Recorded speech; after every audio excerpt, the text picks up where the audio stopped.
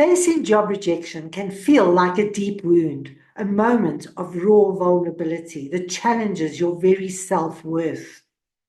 I've been there too, not once, more than once.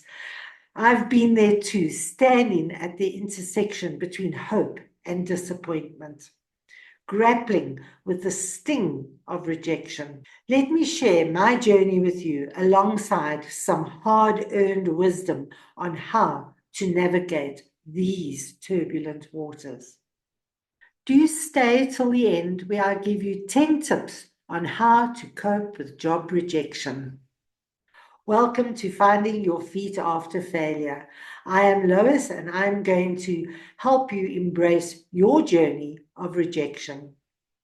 I am not sure if I should place this video on the playlist about finding your feet after failure, or whether I should place this under Mission Mojo. Mission Mojo about all my mistakes and my mishaps and my mayhem and my misadventure. So I am going to place this in both playlists. So embracing my journey of rejection. My first brush with rejection came during school holiday when I was selling ceramic jewellery door to door. Each knock that met with a dismissive response or critique of the poor quality, it felt like a personal rejection, a personal affront to me. Frustrated, I once entered a shop, knocked on the door, and blurted out, "Do you want to buy some junk?"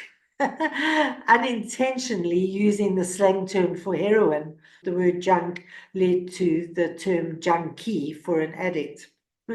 Needless to say, I left empty-handed, but what a valuable lesson in communication.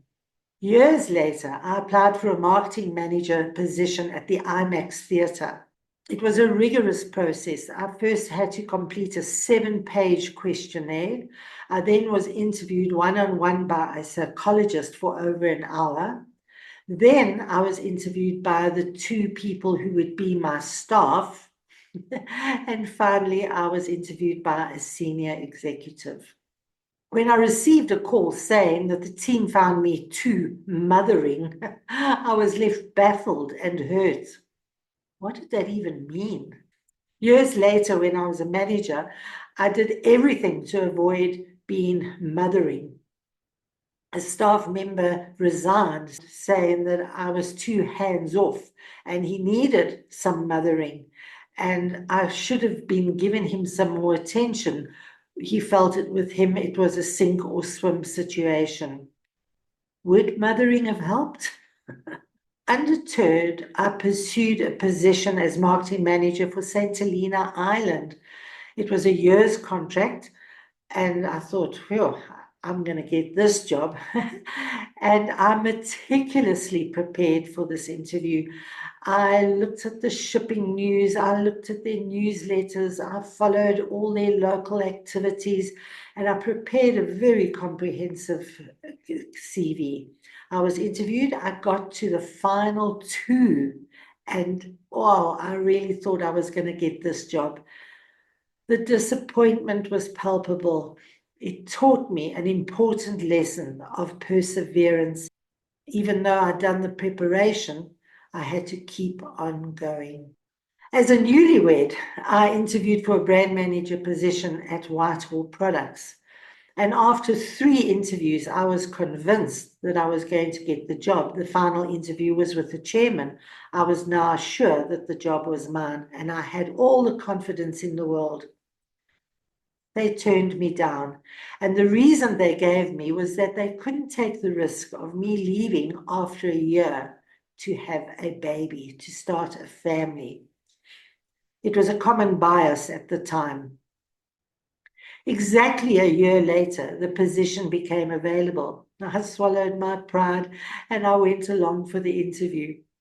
And with a hint of humor, the interview went something like this. I asked, "What happened to the man you hired? Did he leave to start a family?" They smiled. I got the job. And guess what? I stayed for exactly 1 year, and I left for exactly the same reasons that the man left. In another creative attempt, I applied for a marketing position at Disney, and I sent my application in one of those little party bags with all the Disney characters on it. And I filled the party bag with little knickknacks, little souvenirs, Disney items. I never heard back.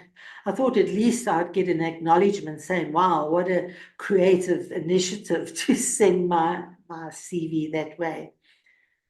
I wonder why. I wonder what happened with that.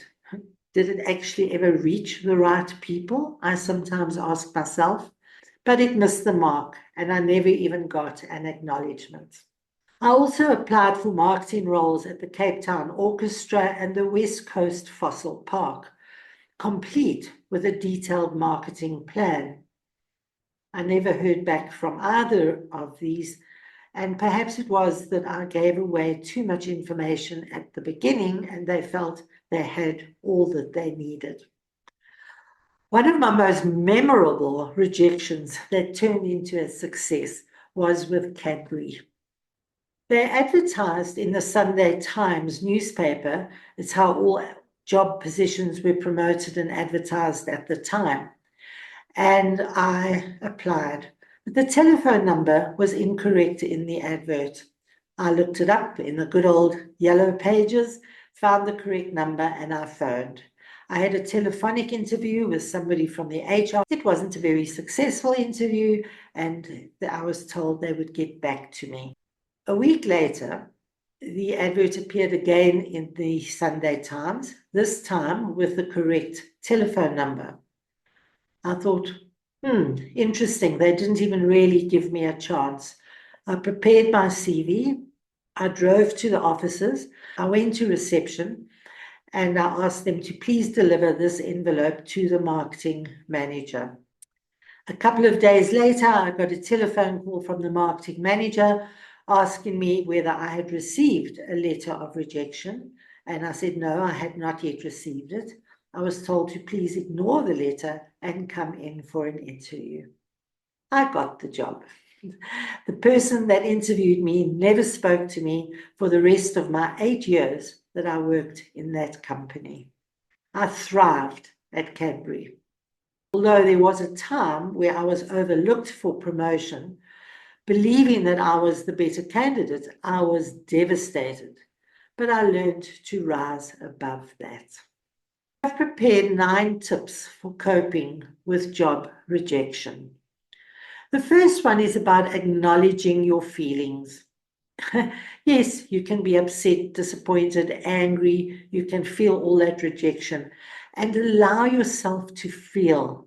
It's important that you have those emotions. It's natural to be disappointed, frustrated, sad, whatever it is, and accept those emotions as part of the process. And give yourself time to grieve. Yes, it's sad you did not get the job you were after. And really understand those feelings. Feel where that you can feel it in your body. Where is it hurting? Is it hurting in your heart, in your head? Give it a name. Describe it in colors. It's red with anger or it's black with sadness. What is it? And then you can rate your feelings out of 10. I am so angry.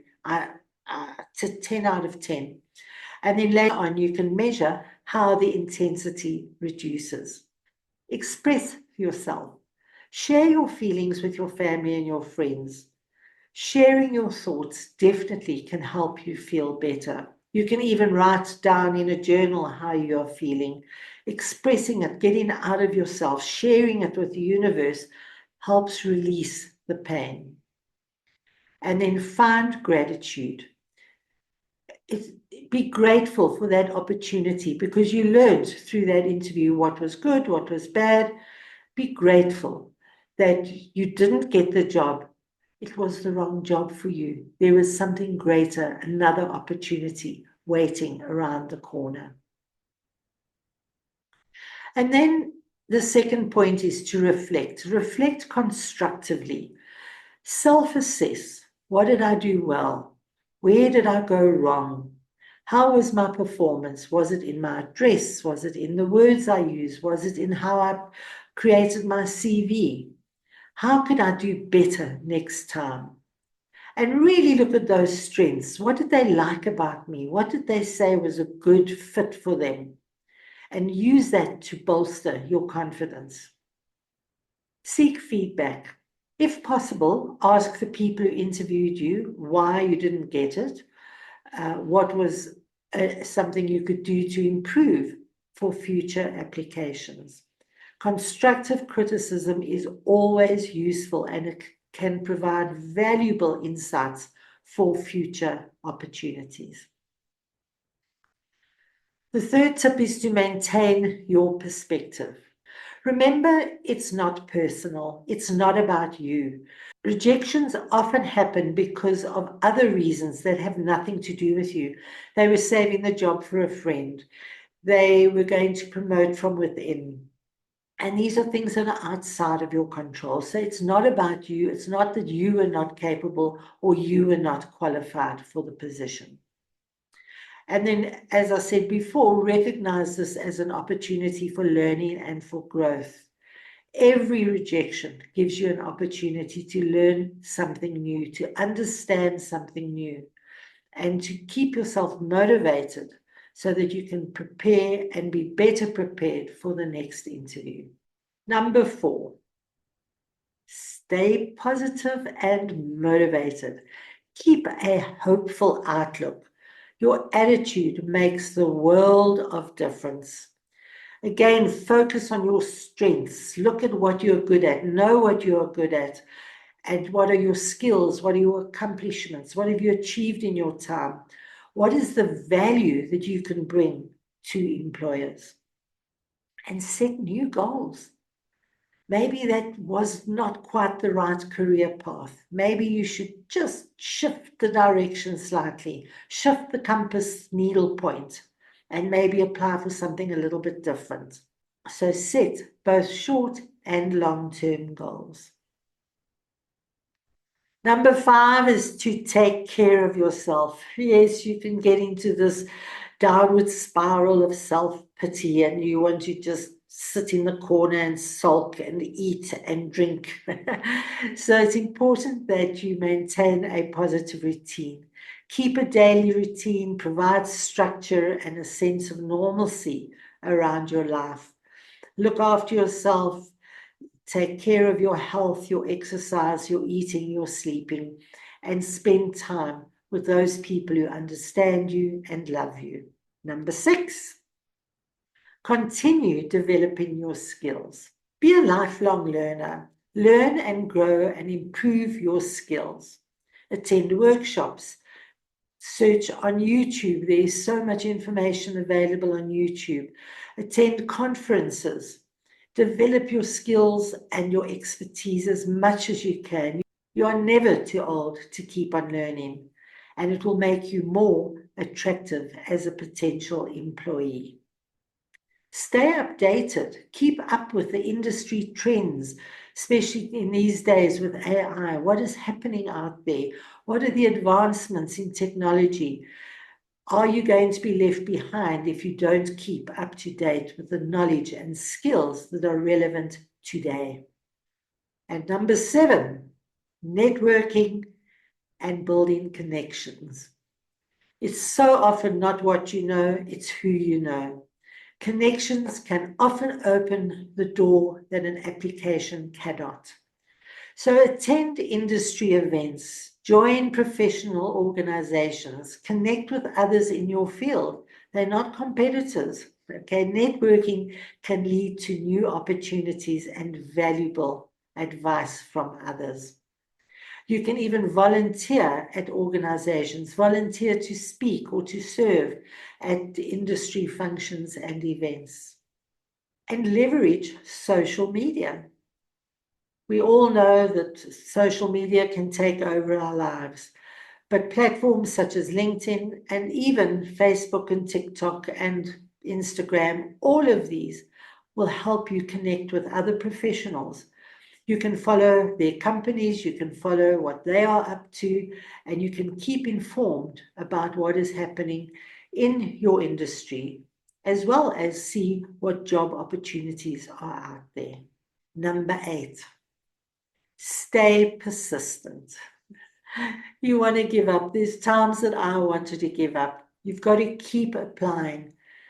And even if you're not 100% sure that it's the job you want, apply anyway, because it's the practice of applying and learning what your shortcomings are that will help you become a better candidate. The more applications you submit, the higher chances you're going to have of landing the right job. And don't let rejection deter you from continuing your job search.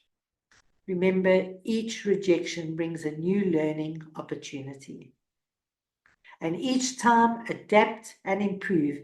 Even if you make one small improvement each time you have an interview, it is going to be in your favor. Refine your resume, write a personal cover letter, and hone your interview skills. And remember, do customize your application. Each application should be relevant to the job that you are applying for. And number 9, seek professional help if it is needed. A career coach will definitely help you navigate the ups and downs and ins and outs of job applications and on your career choice and the success of it.